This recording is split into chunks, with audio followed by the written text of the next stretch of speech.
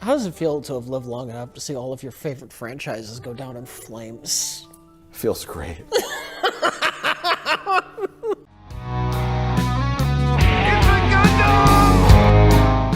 Star Wars, the never-ending dumpster fire, being led bravely into the recycling bin by women. You might say, that sounds misogynistic. And to that I would say, sure, if your barometer for the world is on the same level as Amandla Stenberg. I was planning on doing an in-depth Star Wars video later, but I guess I can do this as a layup for now because it's just too stupid to ignore.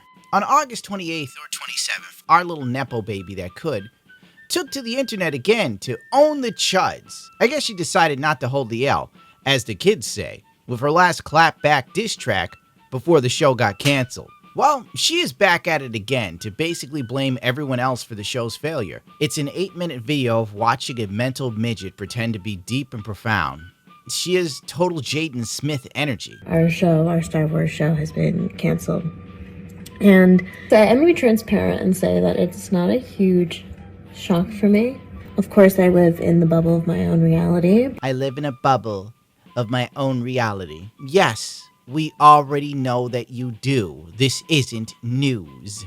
I would say at this point by echo chambers of thought and algorithms that reinforce our biases. And I think that applies to everybody. But I think that in a particular sect of people, it manifests as a lot of fear for what is changing, and a lot of hatred for anything that is other. What does this mean? Of course, she blames the phantom white racists that seem to be at the center of all black issues in America. According to liberals, that is. You see a video of black people robbing a shoe store? That's actually white supremacy. You didn't like Star Wars Acolyte? Well, I have some news for you there, buddy. You're a bigot.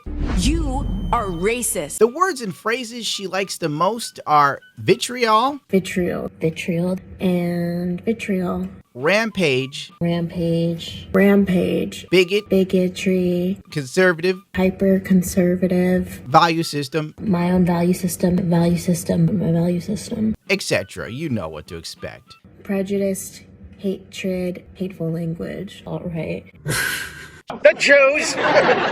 She's so verbally dexterous that she tends to repeat herself like a little parrot while playing with her own hair.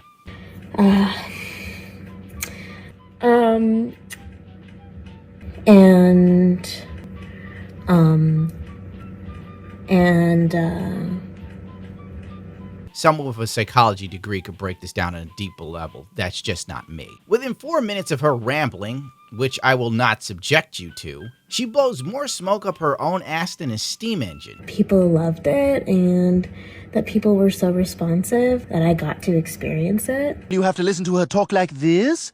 You know, where everything has a question mark at the end of it? With an upward inflection? It's clear from her own admission that she believes people loved, and I quote, the show. She locked herself in an echo chamber of Twitter that consists of shippers and Disney Star Wars fans. I poured through a lot of different iterations of fan art and ship art and fan theories. The most delusional and out of touch with reality people on the internet next to TikTok. And odds are these people probably stay on TikTok, letting their brains slowly be rotted by the CCP. Ni hao ma? Targeted attack, I would say, we received by the alt-right. Attacks by the alt-right. You are deeply loved. Just that you were deeply loved. I guess all of America was alt-right since no one watched the show. Blaming every failure on racism is the move of someone with no argument. So they have to reduce any and all criticism of the opposing parties as cartoonishly evil. This is a move to escape the Herculean task of having a coherent rebuttal. But when cognitive dissonance is your default, critical thinking is nigh impossible. Everyone who didn't like this show was a racist. By the 6-minute mark, she tries to attempt crying, fails, and then she switches to laughing like the Joker after landing some sort of inside joke that only she knows the punchline was supposed to be funny for. But maybe the last thing I want to say on the subject is that we all exist in the context of all in which we live. But I'm serious. What in God's holy name are you blathering about? She then attempts to say that people are victims of confirmation bias, but I made it much more clear and coherent for you. You can thank me later. And that they live in echo chambers. This is only minutes after saying she lives in her own bubble and would only check shipper tweets and fan art that praise the show. She ends her rambling, incoherent speech with, "Let's vote."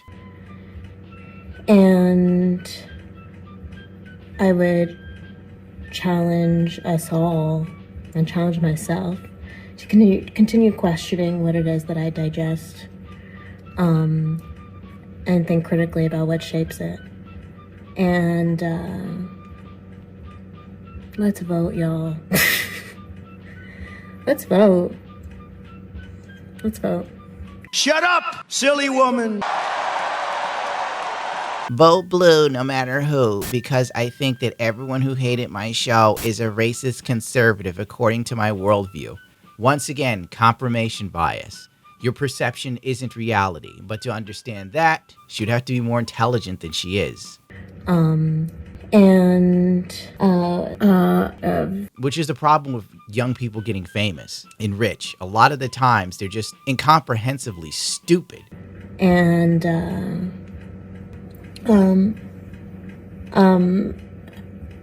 But they think they're so witty and irreverent and smart and capable of seeing how all the cogs in the system work while only staring at one. I'm turning into Bill Maher. After that whole shitty speech about critically thinking and avoiding confirmation biases, it ends with vote. Yes, vote for more of the same hell that we've been living through for the last 4 years. Wow, what a brilliant thought. Let me guess, I'm with her because she's a woman and I don't know any of her policies. Take that shit. The Acolyte is a poorly written mess of a show that lacked direction and character development. Headland was hiring friends and people she was interested in working with to make sure that the show was more inclusive. Basically, it was a theater kid's wet dream, but with a $200 million budget tied to an intellectual property that has been getting dragged through the girl power ringer, and unfortunately we were all subjected to. The Acolyte was literally a show based on Leslie Headland's idea she had as a kid after playing Knights of the Old Republic. And shockingly, with 15 years to develop and curate the idea, this is what we ended up with. It only highlights the clear lack of creativity on her part. Nothing but borrowed ideas so poorly executed, mirroring that of a child copying someone else's homework before the teacher made it to their desk, scrambling to pass trash as treasure. Or maybe I and everyone else in America just happened to be a bigot. Star Wars is dead, and women killed it. On that topic, I just have to say, for me,